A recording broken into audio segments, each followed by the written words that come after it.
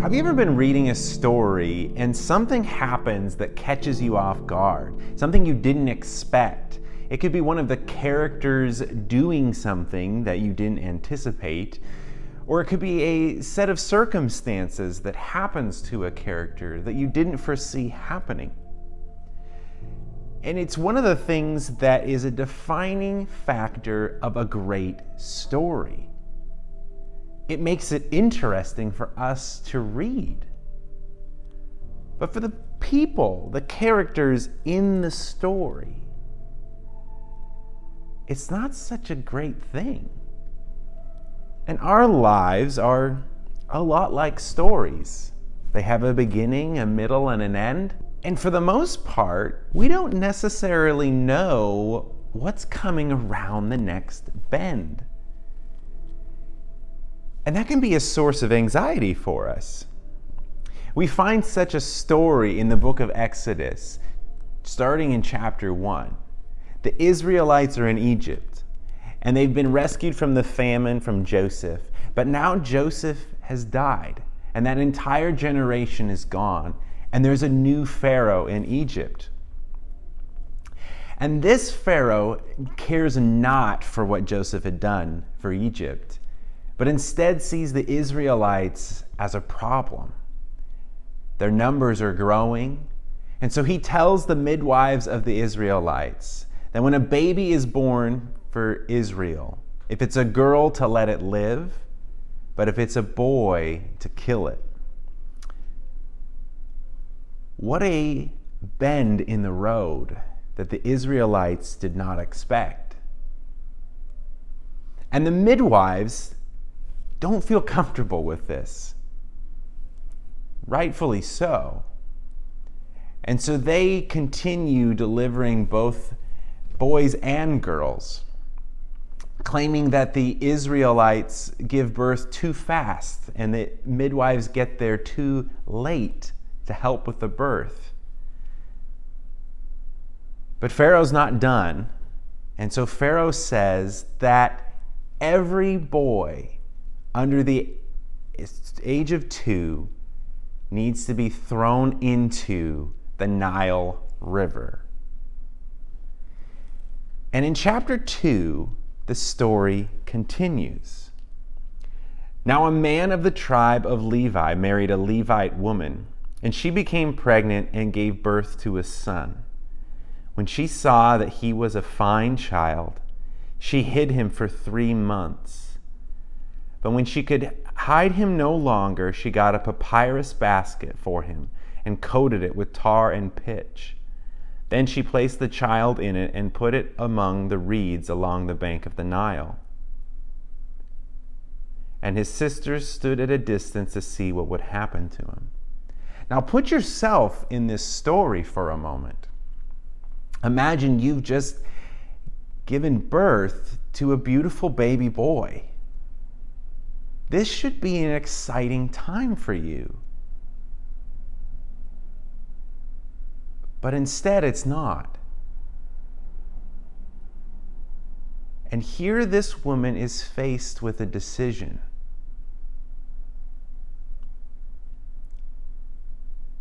And she decides to throw her baby in the Nile River. But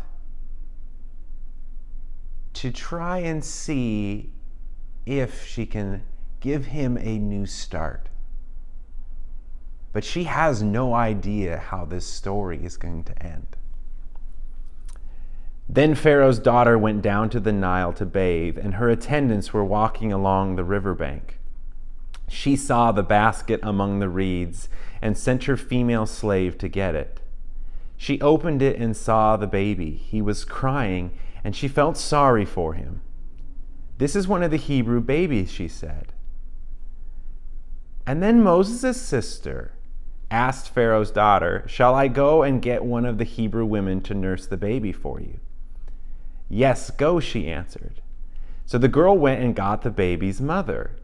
Pharaoh's daughter said to her, "Take this baby and nurse him for me, and I will pay you." So the woman took the baby and nursed him. Moses' mother has decided to give him up in hopes that he can survive. And he lands at the base of where Pharaoh's daughter is going to be. And not only that, Pharaoh's daughter has compassion on Moses, but needs someone to care for him. And so in the end, Moses' mother gets to care for Moses after giving him up. And Pharaoh's daughter is going to pay her for it. What a wildly positive turn of events. And we read later on that Moses grew up in the courts of Pharaoh as a respected individual in Egypt. But for him, it also took many more turns. At one point, he sees an Israelite being mistreated by an Egyptian and murders the Egyptian and decides to run from Egypt. What kind of story are you living in? What part of the chapter book are you on? Is there tragedy? Is there intrigue? Are you in a time of prosperity? As you look at the life of Moses, he experienced all of those things, but he didn't know where it was leading. And maybe you are in that same position where you're not quite sure where your life's heading. And maybe it's not going where you'd like it to. But the interesting part that we find in Moses' life is that God was using all of it for something much bigger than Moses.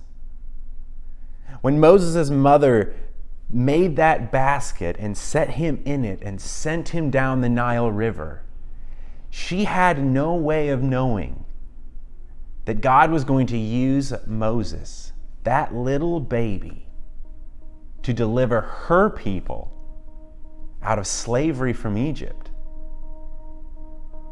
to lead her people into the promised land that God had given her ancestors.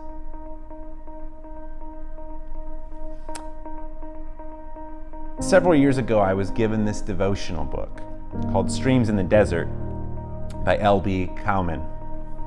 And each day there's a new devotional thought, some poetry or song lyrics. And the one for today said this: "When they cried out to the Lord, he raised up for them a deliverer, Othniel, Caleb's younger brother, who saved them. And the Spirit of the Lord came upon him." Judges 3:9-10.